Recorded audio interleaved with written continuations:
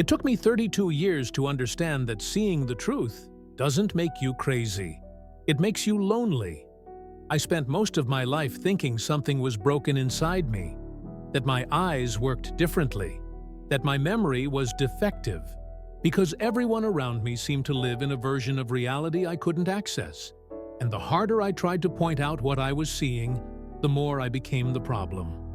I wasn't the problem. I was the witness.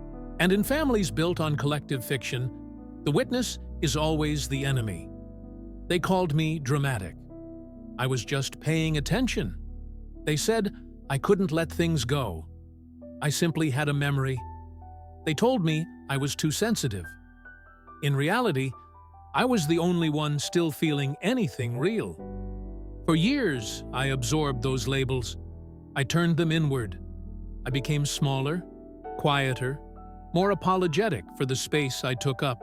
I learned to preface every observation with, "Maybe I'm wrong," and "I could be misremembering." I trained myself to doubt what my own eyes had shown me, what my own ears had heard. But the truth is relentless. It doesn't disappear because everyone agrees to ignore it. It just sits there, in the middle of every room, while everyone steps around it and pretends the floor is clear. I remember being 8 years old at my grandmother's funeral. My father stood at the podium and talked about what a loving, gentle woman she had been, how she'd sacrificed everything for her family, how her kindness had shaped all of us. I sat in the third row and remembered the bruises on my mother's arm from the last family dinner, the way my grandmother had grabbed her when she'd tried to leave early, the hissed words, "You're embarrassing me in front of everyone." I looked around. My aunts were crying. My cousins nodded solemnly. My mother stared straight ahead, her face a perfect mask. No one else seemed to remember. Or they did, and they'd decided the story we were telling today was more important than what had actually happened. I was 8. I already knew I was seeing something I wasn't supposed to see. That was the first time, but not the last. The pattern repeated itself in smaller ways, everyday ways, until it became the background noise of my childhood. I remember being 10 and overhearing my parents argue about money in their bedroom. Screaming voices, things breaking, my mother sobbing that she couldn't take it anymore, that they were drowning, that something had to change. The next morning, my mother served pancakes with a smile. My father read the newspaper. Everything was normal. At school, when my teacher asked how I was doing, I said fine. That weekend, my parents threw a barbecue. Neighbors came over. Everyone laughed. My father grilled steaks and told jokes. My mother wore a new dress and talked about how blessed we were, how lucky, how happy. I watched her laugh at something Mrs. Henderson said, and I tried to match it with the woman who'd been crying 2 nights before. They seemed like different people, different women living in the same body. I started to wonder which one was real, or if either of them was. There was the time when I was 11, and my brother came home with a black eye. He said he'd fallen at soccer practice. My parents nodded, asked if he was okay, and moved on. I'd seen Brandon Fisher punch him outside the locker room. I'd hidden behind the gym equipment and watched the whole thing. Watched my brother take hit after hit and not fight back, not say anything, just curl up and wait for it to be over. At dinner, I almost said something, almost told them what I'd seen. But my brother looked at me across the table, and his eyes said, "Don't." So I didn't. We both ate our dinner. We both maintained the fiction. We both protected the lie that everything was fine, even when it clearly wasn't. That night, I heard him crying in his room. I stood outside his door with my hand raised to knock, to say something, to break the silence. But I didn't know what to say, didn't know how to name what was happening, didn't know if acknowledging it would make it better or worse. So I went back to my room and pretended I hadn't heard anything, just like everyone else. When I was 12, my aunt left her husband, just packed up her kids, and moved back in with my grandparents. Everyone whispered about it in corners, in hushed tones when they thought the kids weren't listening. One night, I heard my mother on the phone with my grandmother. Her voice was tight, careful. "She's exaggerating," my mother said. "He never hit her. She's just making a scene because she's unhappy. She wants attention." I was standing in the hallway, frozen. I'd been to their house 3 months earlier for Christmas. I'd seen the hole in the wall of their kitchen. I'd heard my uncle screaming. I'd watched my aunt flinch when he raised his hand to grab a glass from the cabinet. Not to hit her, just to reach past her, but she'd flinched like she expected it. My mother hung up the phone and saw me standing there. "What did you hear?" she asked. "Nothing," I said. She studied my face. "Good, because this is adult business, and your aunt is going through something, but we don't talk about it. We don't spread rumors. We support family." I nodded. 2 weeks later, at a family dinner, everyone acted like nothing had happened. My uncle sat at the table, laughing and eating. My aunt sat 3 seats down, quiet and pale. No one mentioned the separation. No one asked how she was doing. No one acknowledged that anything had changed. Except me. I watched. I noticed. I remembered. And I learned that noticing was dangerous. The small moments were worse than the big ones, in a way. Because the big ones you could point to, name, hold up as evidence. But the small ones? The small ones slipped through your fingers like water. The way conversations stopped when I entered rooms. The quick glances my parents exchanged when I asked certain questions. The forced brightness in my mother's voice when she was clearly upset about something. The way my father's jaw would tighten before he smiled. The jokes that weren't really jokes. "Oh, there's our little detective," my aunt would say when I asked about something. Always investigating, always stirring the pot. Everyone would laugh, including me, eventually. Because I learned that laughing along made it less uncomfortable than standing there in silence. The photographs that disappeared.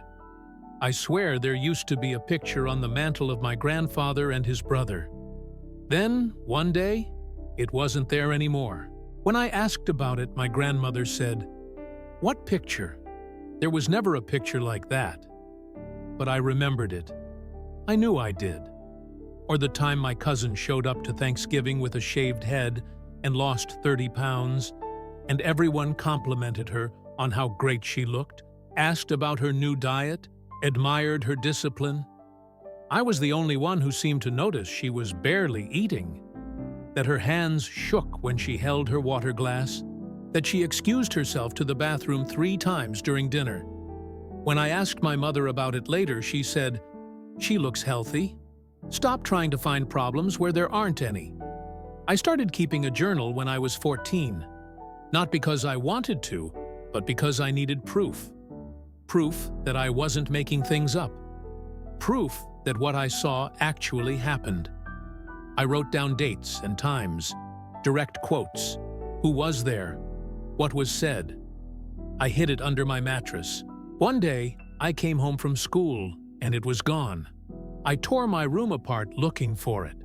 Never found it. No one ever mentioned it. No one ever admitted to taking it. But I knew, and they knew I knew, and that was the point. I was being taught a lesson. Your version of events doesn't matter. Your memory isn't reliable. Your truth isn't welcome here. After that, I stopped writing things down. But I didn't stop noticing. I couldn't. My brain wouldn't let me. I saw my father slip something into my mother's drink at a party. Something small from his pocket.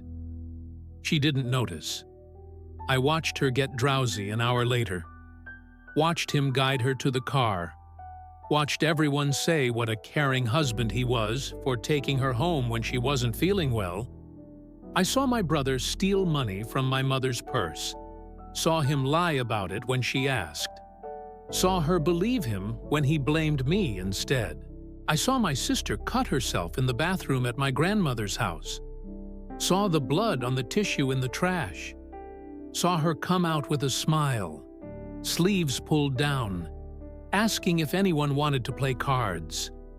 I saw everything, and seeing everything made me the problem.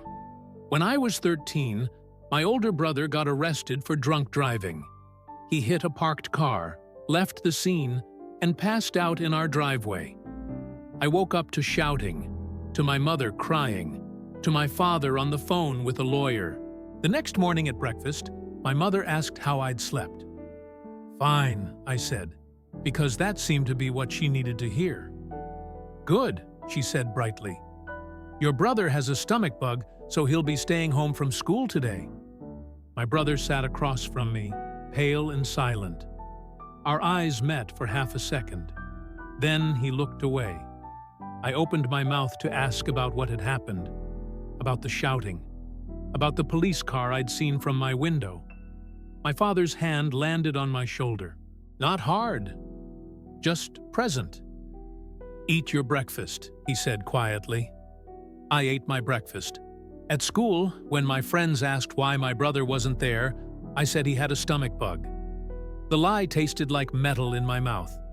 I was 17 when my uncle died. Heart attack, everyone said. Tragic. Unexpected. He was only 49. I had overheard my mother and aunt talking 2 weeks earlier. Pills. Empty bottles. A note that my grandfather had found and destroyed. "The family doesn't need this," my grandfather had said. "He had a weak heart anyway. That's what we'll tell people." At the funeral, I watched person after person talk about the shock of it. How sudden it had been. How no one could have seen it coming. I stood in the bathroom afterward and splashed cold water on my face. When I came out, my cousin, my uncle's daughter, was waiting. "You knew," she said. It wasn't a question. I froze. "I can see it on your face," she continued. "You know something." For a moment, I considered telling her, considered breaking ranks, considered offering her the truth she deserved about her own father's death. Then my mother appeared behind her. "Everything okay here?" My cousin looked at me, waiting. "Yes," I said. "Everything's fine." She nodded slowly. She knew I was lying. She knew I knew. And she knew I'd chosen the family story over her. I think about that moment a lot. About what it cost me to protect a lie that wasn't even mine. By the time I was in my 20s, the pattern was so established, I barely noticed it anymore. The reality I experienced and the story my family told existed in parallel universes, and I'd learned to live in both simultaneously. My sister would call me after a family dinner to ask if I'd noticed how drunk Dad had gotten. "Yeah," I'd say. "Pretty bad." "Did you see Mom's face?" She was so embarrassed. "Yeah." "We should probably say something." "Yeah." We never did, because the next weekend we'd all gather again, and my father would pour his drinks, and my mother would laugh at his jokes, and my sister would talk about what a great father he was, and I would sit there feeling like I was losing my mind. The glances I exchanged with my sister in those moments were the only proof I had that I wasn't imagining everything. Brief flickers of recognition. We see it, we know, but we're not saying anything. And then, gradually, even those glances stopped. She got better at the game than I did, better at keeping the two realities separate, better at performing the story we'd all agreed to tell. I never got better at it. I just got more exhausted. It wasn't until I was 28 that I learned there was a name for what I'd been doing my whole life. I was in a therapist's office, trying to explain why I felt so disconnected from my family, why every interaction left me drained and confused, why I could never quite shake the feeling that I was the crazy one. "Every family needs someone to carry what no one wants to admit," she said. I stared at her. In dysfunctional family systems, there's always a scapegoat. Someone who sees the truth, who names the problems, who refuses to play along with the collective denial. And because that person threatens the family's carefully constructed narrative, they become the problem. Not because they are the problem, but because they're the one pointing at it. Something clicked into place in my chest. Something that had been misaligned for decades suddenly straightened. "That's me," I said. "Yes," she said gently. "That's you." I cried in that office for 40 minutes, not because I was sad, exactly, but because someone had finally given me a map for a territory I'd been wandering blind my entire life. I wasn't defective. I wasn't overly sensitive or dramatic or unable to let things go. I was the person my family had designated to hold all the truths they couldn't acknowledge. Every family needs someone to be crazy so everyone else can feel sane. Every family needs someone to be difficult so everyone else can feel easy. Every family needs someone to remember so everyone else can forget. And I had volunteered for the position by committing one unforgivable sin. I had refused to stop seeing. The breaking point came on a Tuesday in October. Nothing dramatic, nothing violent. Just dinner at my parents' house with my siblings and their families. My father was telling a story about our childhood vacation to the lake. How peaceful it had been. How happy we'd all been. How it was one of the best weeks of his life. I remembered that vacation. I remembered it vividly. I remembered my parents fighting in the cabin every night after they thought we were asleep. I remembered my mother crying on the dock. I remembered my father taking off in the car one afternoon and not coming back until the next morning.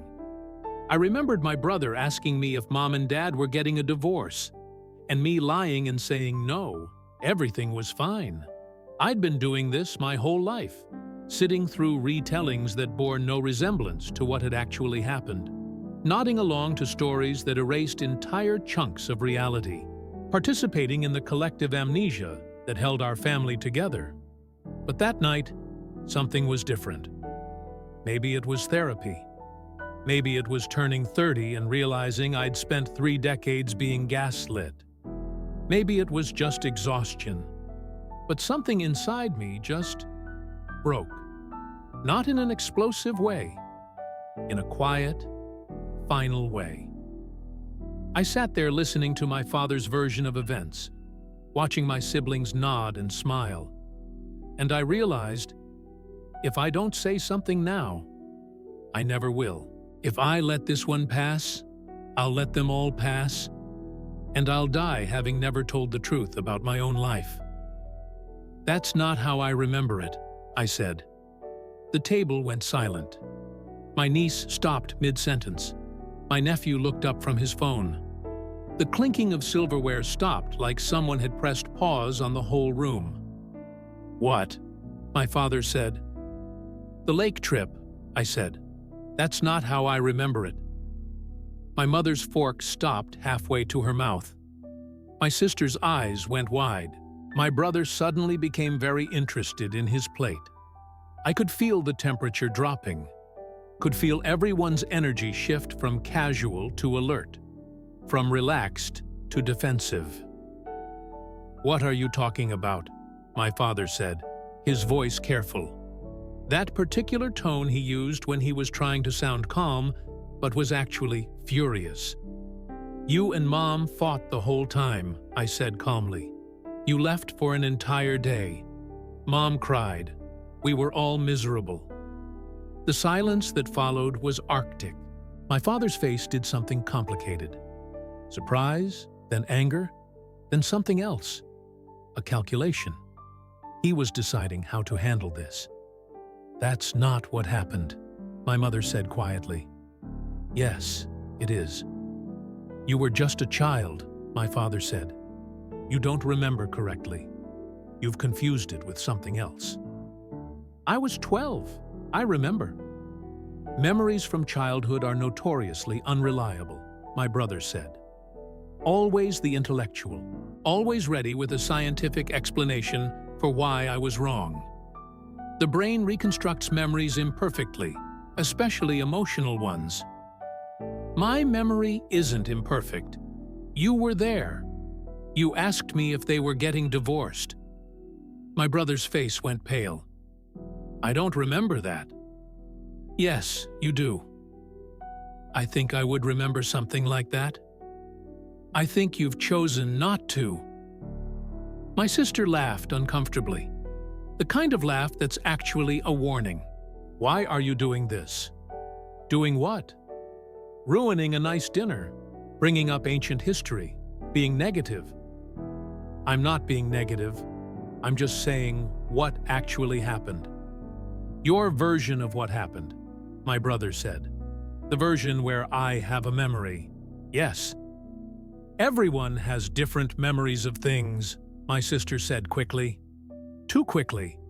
Like she'd been preparing this response her whole life. That doesn't mean anyone is lying.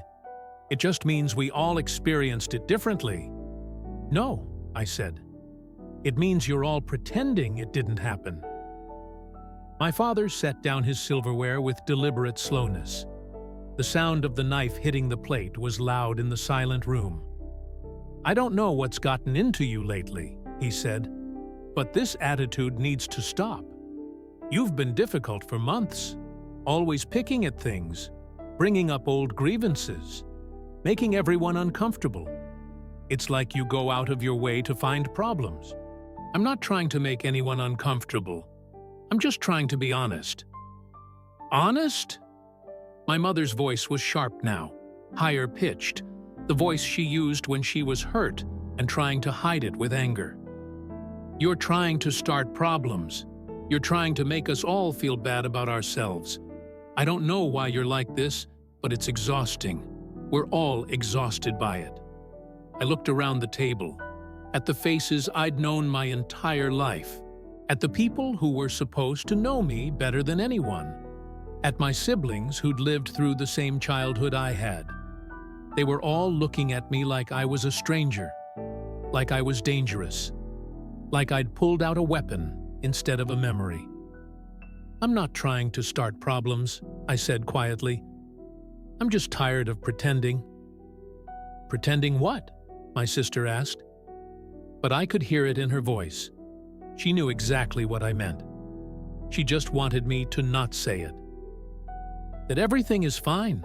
That everything has always been fine. That we're this perfect, happy family with no problems and no pain and no secrets. Jesus Christ, my brother muttered.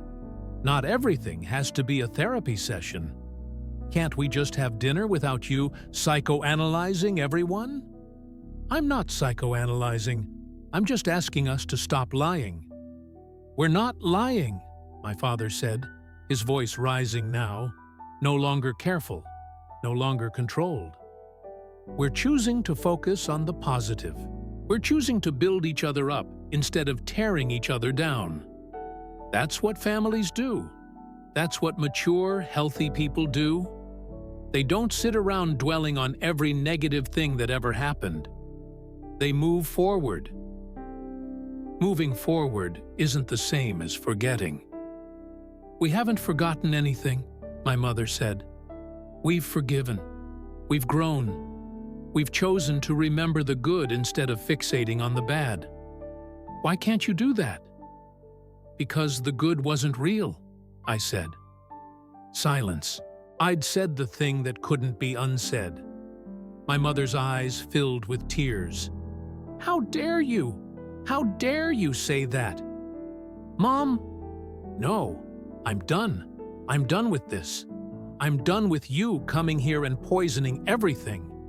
I'm done with your negativity. and your accusations and your constant need to drag everyone down into your misery. I'm not trying to drag anyone. Yes, you are. That's exactly what you're doing. You can't stand to see us happy, so you have to ruin it. You have to remind us of every bad thing, every fight, every mistake. You can't just let us be happy. I'm not trying to ruin happiness. I'm trying to be real. Real? My father laughed. It was a harsh sound, bitter. You want real?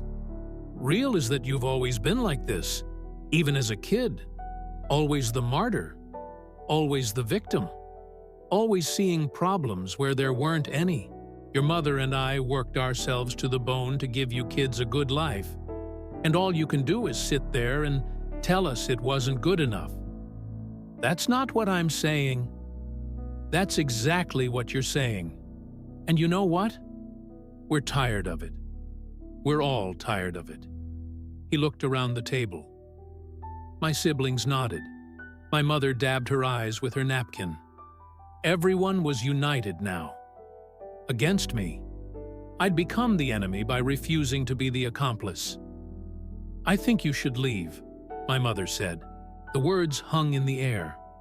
I looked at her, at the hurt and anger in her eyes, at the way she was holding her napkin like a shield, at the woman who'd given birth to me, raised me, who'd once known every scrape on my knee and every dream in my head. She was looking at me like I was a stranger, like I was something to be removed. Mom, I mean it. Leave. Come back when you can be civil, when you can respect this family, when you can stop trying to destroy everything we've built. I'm not trying to destroy anything. I'm trying to get out. Her voice cracked on the words, and I realized she actually believed it. She actually thought I was the one hurting the family, not the lies, not the denial, not the decades of pretending. Me. For refusing to play along. I stood up slowly, gathered my coat. My hands were shaking. I'm sorry you feel that way, I said. We're sorry you can't be grateful, my father said. I walked to the door. The room was silent behind me. No one stopped me. No one said wait. No one tried to fix it. At the threshold, I turned back. They were all watching me, waiting for me to apologize, to back down, to return to my assigned role, to prove that I valued family unity over personal truth. I love you all, I said. But I can't keep doing this. I can't keep pretending that what happened didn't happen. I can't keep participating in the erasure of my own life. And I can't keep betraying myself to make you comfortable. My sister looked away. My brother shook his head. My parents stared at me with matching expressions of disappointment. Then I guess you've made your choice, my father said. I guess I have, I said. I left. I made it to my car before my hands started shaking so badly I couldn't put the key in the ignition. My phone started ringing before I even left the driveway. My sister, then my brother, then my mother. I didn't answer. I sat in my car in their driveway, lights from their warm house spilling onto the street, and I realized I'd just been exiled for telling the truth, not for being cruel, not for attacking anyone, not for doing anything except refusing to lie. And somehow, that was unforgivable. The next family gathering was my nephew's birthday party 3 weeks later. I arrived on time, rang the doorbell, waited. My sister answered, "Oh, you came." Not, "Hi," not, "Hey," just, "Oh, you came." Like my presence was surprising, unwelcome, something to be managed. Of course I came. It's Charlie's birthday. She didn't move aside to let me in. She stood in the doorway, blocking it. Mom wasn't sure you would. Why wouldn't I? She looked at me like I was being deliberately obtuse, like I was playing dumb. After the dinner. After what you said. After you upset everyone. I just told the truth. You upset Mom. You made Dad furious. You ruined the whole night. I'm sorry they're upset. I'm not sorry for being honest. She studied my face for a long moment, looking for something. Remorse, maybe. Apology. Submission. She didn't find it. She sighed, stepped aside. Fine, come in. But please, please don't start anything. Charlie's excited about his party. Don't ruin it for him. The implication hung in the air. You ruin things. You're a thing that ruins. I walked into the house I'd been walking into my entire life, and it felt foreign. Wrong. Like I was trespassing on someone else's property. In the living room, conversation stopped when I entered. Not obviously, not dramatically, but I felt it. The slight pause, the quick glances, the subtle shift in energy. My mother was putting candles on a cake. She looked up, saw me, and looked back down. Didn't say hello, didn't smile, didn't acknowledge my presence beyond the brief flicker of recognition in her eyes. It was like being erased while still standing in the room. My father was on the couch. He nodded at me. A single, curt nod. The kind you'd give an acquaintance you didn't particularly like. The kind you give someone out of obligation, not affection. My brother was in the kitchen. When I walked past, he turned his back and started a conversation with his wife. Suddenly, very interested in discussing something urgent, something that required him to face away from me. Only my nephew seemed happy to see me. "Uncle!" he shouted, running over. I hugged him. At least someone still thought I was human. "I'm so glad you came. Look at my new bike. Dad got it for me." "It's great, buddy. Happy birthday." "Thanks. Hey, did you bring me a present?" "Of course." "What is it?" "You'll see when you open it." My brother appeared beside us. "Charlie, go play with your cousins for a minute." "But now." Charlie ran off. My brother looked at me. Not with anger exactly, with something colder. Disappointment mixed with contempt. "I hope you're not planning to cause a scene," he said quietly. "I'm not planning to cause anything." "Good, because this is Charlie's day. He doesn't need to be subjected to your issues." "My issues? Whatever is going on with you, your problems with Mom and Dad, your need to dredge up the past, keep it to yourself today. Can you do that?" I stared at him. At this person I'd shared a bedroom with for 15 years, who'd taught me to ride a bike, who I'd stayed up late with talking about girls and dreams and fears. He was looking at me like I was a problem to be contained. "Yeah," I said, "I can do that." He nodded and walked away. The party proceeded around me like I was a ghost. People talked near me, but not to me. Conversations dried up when I approached, like I was carrying some contagious disease that might infect them if they engaged too closely. When I tried to join a conversation my aunts were having about a book they'd all read, they smiled politely and immediately changed the subject to something else. Something I couldn't contribute to because I hadn't been included in the book club invite. When I offered to help set up the food, my mother said, "We've got it handled, thanks," without looking at me. When I sat down next to my cousin, she suddenly remembered she needed to check on something in the other room. I became a person-shaped hole in the middle of the gathering. Present, but not participating. Seen, but not acknowledged. Tolerated, but not welcomed. At one point, I was standing near my mother and aunt as they talked about a family friend who'd recently gotten divorced. "Such a shame," my aunt said, shaking her head. She just couldn't let things go. Always bringing up old fights, old problems, reopening healed wounds. He tried to move forward, but she made it impossible. Some people would rather be right than be happy, my mother said. She said it while looking directly at me. Our eyes met. She held my gaze for 3 seconds, long enough for me to understand that this wasn't about the divorced friend. This was about me. This was a message. Choose happiness over truth. Choose compliance over integrity. Choose us over yourself, or remain in exile. I understood the message. I just couldn't obey it. This became the pattern over the following months. I was invited to things. They weren't cutting me off entirely. That would look bad to the extended family, would require explanation. But once there, I was functionally invisible. Thanksgiving was brutal. The seating arrangement placed me at the far end of the table, next to my youngest cousin, who hadn't yet learned that I was persona non grata. Everyone else was clustered at the other end, laughing and talking and passing dishes without including me in the circulation.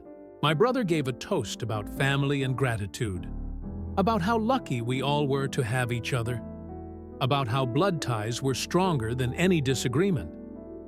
Everyone clinked glasses. I sat there with my glass raised, and no one clinked it. Not one person. It was such a small thing, such a tiny, petty act of exclusion. But it landed like a punch to the gut. After dinner, people gathered in the living room. I sat in a chair near the fireplace. My sister and my mother and my aunts sat on the couches, talking about holiday plans. "We're thinking of doing Christmas at our house this year," my sister said. "Oh, that would be lovely," my mother said. "I'll make my cranberry sauce." "And I'll bring the pies," my aunt added. They made plans, discussed times, coordinated dishes. No one asked me what I could bring. No one asked if the time worked for me. No one seemed to remember I was in the room. At Christmas, I arrived at my sister's house with presents for everyone. Thoughtfully chosen gifts that I'd spent weeks picking out. I watched everyone else exchange gifts, watched them hug and laugh and exclaim over what they'd received. When it was my turn, I handed out my gifts. "Oh," my mother said, looking at the wrapped box in her hands. "You didn't have to do that." Not, "Thank you." Not, "How thoughtful." Just, "You didn't have to do that." She opened it without ceremony. A book I knew she'd been wanting. She glanced at it, nodded, and set it aside. "Thanks," she said flatly. My father didn't even open his, just set it under the tree with the empty wrapping paper. My siblings opened theirs with forced politeness. Thanked me in the tone you'd use with a stranger who held the door open for you. No one had gotten me anything. "Oh, we did a family gift this year instead of individual gifts," my sister explained, gesturing to a new television. "We all chipped in, figured it made more sense." "You didn't ask me to chip in," I said. "Well, we thought, after everything, we didn't want to assume you'd want to participate." "I would have participated." "Well, next year then." But we both knew there wouldn't be a next year. Not like this. My sister stopped calling me. When I called her, the conversations were brief and cold. "How are you?" "Fine. You?" "Good. How are the kids?" "Good. Anything new?" "Not really." "Listen, I have to go. I'll talk to you later." Later never came. The calls became less frequent, then stopped altogether. I'd see pictures on social media of family gatherings I hadn't been invited to, birthday parties, dinners, casual Sunday brunches, everyone together, everyone smiling, everyone except me. My brother unfollowed me on social media. Not a block, that would be too obvious, too aggressive. Just a quiet removal of my presence from his feed. I only noticed when I posted something and he didn't like it. Had never not liked my posts before. I checked. He was still posting, still liking other people's content, just not mine. I'd been edited out. The messages from my mother became transactional. Reminders about events, information about relatives who'd died or gotten married or had babies. Never, "How are you?" or "I miss you," or any acknowledgement that I was her son and not just an obligation on her calendar. Uncle Jim passed away. Funeral is Saturday at 2 p.m. at St. Mary's. Sarah had her baby, girl, 7 pounds. Family photo on the 15th at 4 p.m. Professional photographer. I showed up to the family photo session. The photographer arranged everyone on the porch of my parents' house. Large family, lots of people, multiple groupings. When we did the whole family shot, I was placed in the back corner, partially hidden behind my tall cousin, half my face obscured. When we did the just siblings shot, the photographer said, "Okay, Mom wanted some with just her children." My siblings lined up. I stepped forward. "Oh, actually," my mother said, pulling the photographer aside. She whispered something I couldn't quite hear. The photographer nodded and said, "Okay, let's do one with just these 3 first." They took multiple shots, different poses, different arrangements. Then, "Okay, great. I think we've got it." "What about with me?" I asked. The photographer looked confused, looked at my mother. "We have plenty of group shots with everyone," my mother said. "I think we're done." I stood there, understanding. I hadn't been excluded from the whole family photo. I'd been excluded from the siblings photo, the one that would go on my mother's wall, the one she'd look at every day. I wasn't part of the story anymore. And the silence. God, the silence. In a family that had always been loud, chaotic, constantly connected through group texts and phone calls and spontaneous visits, the silence around me was deafening. No one called just to talk. No one texted me memes or articles they thought I'd find interesting. No one invited me to the impromptu gatherings that I'd later see photos of on social media. The group chat I'd been part of for years went quiet whenever I posted something. I'd ask a question and it would sit there, unanswered, while conversations continued about other topics. Like my words existed in a different dimension that no one else could see. Eventually, I realized I'd been removed from several group chats entirely. Family planning, holiday coordination, weekend activities, just removed. Without explanation, without announcement. I'd become a stranger in my own family, and I hadn't done anything except refuse to lie. I sat in my apartment one night in February, scrolling through photos from my sister's daughter's birthday party, a party I hadn't been invited to. There they all were, smiling, laughing, hugging, all together, all happy, all without me. And that's when I understood. Not in an angry way, not in a triumphant, I was right way, but in a deep, sad, clarifying way. They weren't going to change. The lie was more important than I was.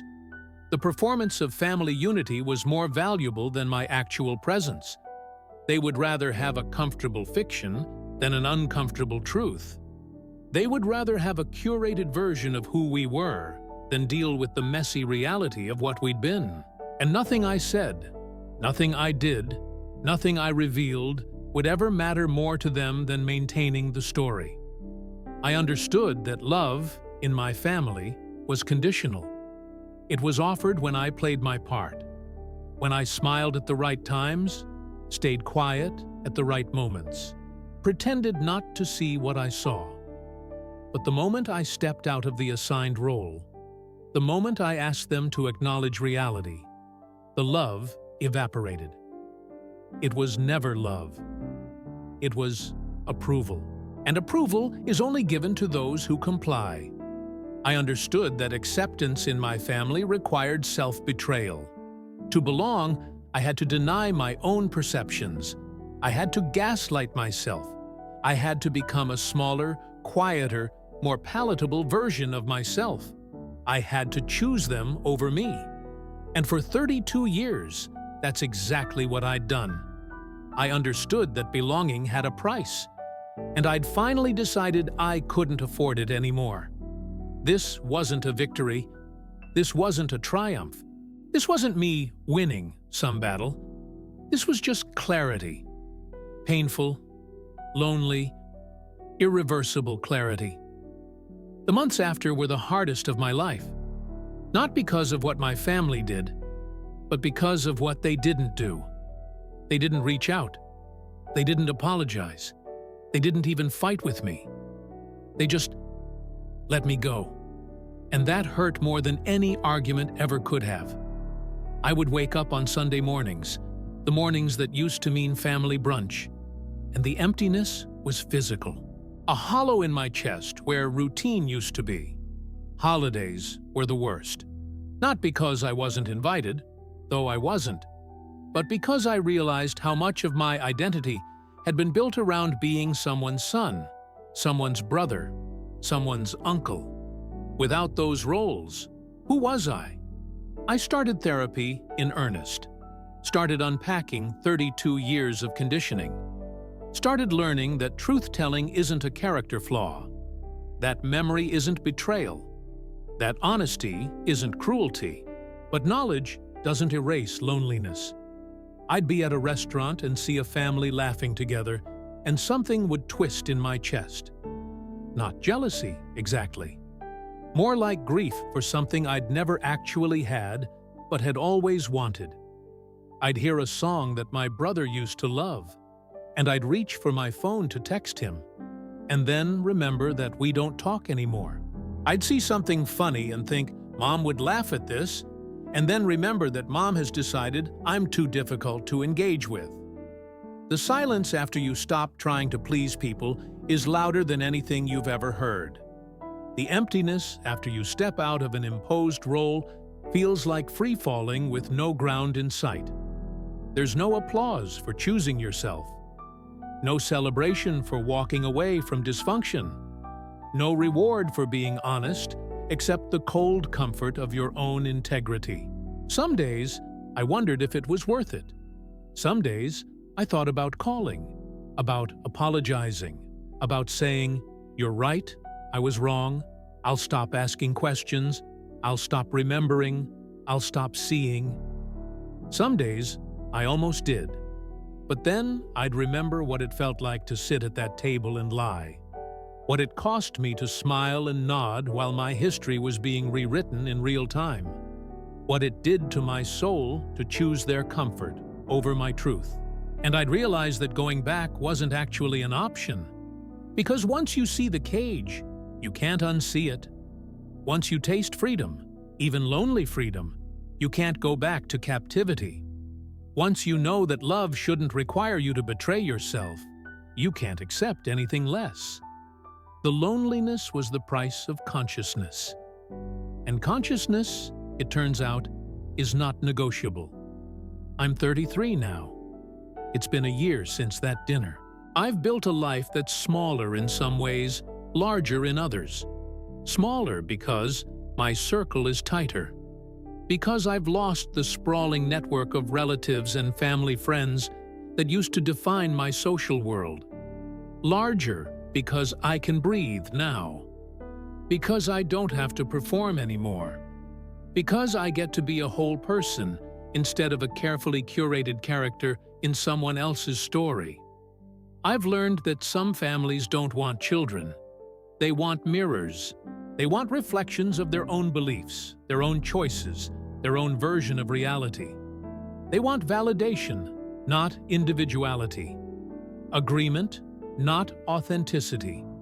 And when you refuse to reflect back what they want to see, when you insist on being your own person with your own perceptions, you become intolerable to them. Not because you're bad, but because you're real. And real people are inconvenient in families built on fantasy. I've learned that the truth is lonely before it's freeing. That there's a long, dark corridor you have to walk through between realizing what your family is and building a life without them. A corridor where you question everything, doubt yourself constantly, and wonder if maybe everyone else is right, and you're the problem. But on the other side of that corridor is something I'd never experienced before. Peace. Not happiness, exactly. Not yet. But a deep, quiet peace that comes from alignment. From knowing that what I say matches what I think. That what I think matches what I see. That what I see is allowed to exist without being immediately denied. I've learned that you can love people and still leave them. That choosing yourself doesn't mean you hate them. That acknowledging what was doesn't erase what could have been. I still love my family. I probably always will. But I love myself more now. And that, I've discovered, is not something they can forgive. Because in a system built on self-sacrifice, self-preservation is rebellion. In a family built on silence, speaking is violence. In a narrative built on collective amnesia, memory is betrayal. I didn't choose to be the one who remembered. I just couldn't figure out how to forget. And that, more than anything I did or said, is what made me unforgivable. I think about the people who will watch this, the ones who will see themselves in my story, the ones who have sat at their own family dinners, feeling crazy for seeing what everyone else denies, the ones who have been told they're too sensitive, too negative, too difficult, the ones who love their families and hate what their families do at the same time, the ones who are tired of choosing between honesty and belonging. I want you to know something. It's not you. It was never you. The problem isn't that you see too much. It's that they refuse to look. The problem isn't that you remember too well. It's that they've chosen to forget. The problem isn't that you're too honest. It's that they've decided the lie is more important than the truth. You're not crazy. You're not broken. You're not defective. You're just awake in a family that's chosen to sleep. And yes, that's lonely. Yes, that's hard. Yes, that makes you the problem in their eyes. But maybe, just maybe, being the problem in a dysfunctional system is exactly where you're supposed to be. Maybe refusing to participate in the lie is the most loving thing you can do, even if it doesn't feel like love. Maybe choosing truth over comfort is the bravest thing you can do, even if no one thanks you for it. Maybe being the black sheep isn't a punishment. Maybe it's a promotion to a reality everyone else is too afraid to enter. I don't have all the answers. I'm still figuring this out. I still have days where I question everything, where I wonder if I gave up too easily, where I ache for the family I wanted instead of the family I had. But I know this: I'd rather be lonely and honest than connected and complicit. I'd rather have a small life that's true than a large life that's performed. I'd rather be the black sheep than the next actor in a play I never auditioned for. And if you're reading this, if you're nodding along, if you're feeling that familiar ache of recognition, then maybe you already know this too. Maybe you're just waiting for permission to know it out loud. Consider this your permission. What if the problem had never been you?